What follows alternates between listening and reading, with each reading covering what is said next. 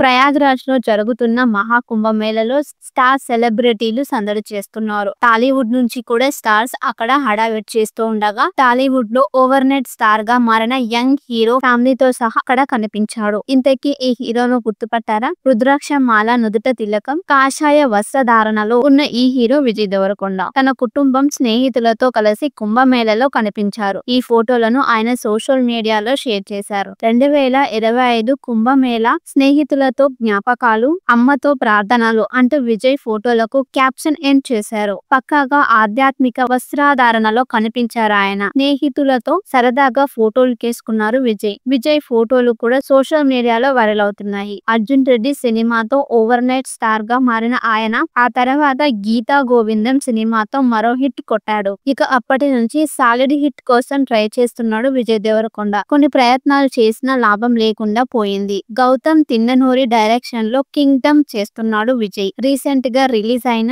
Teaser కు భారీ response వచ్చింది. మరి ఈ సినిమా ఎలా ఉంటుందో చూడాలి.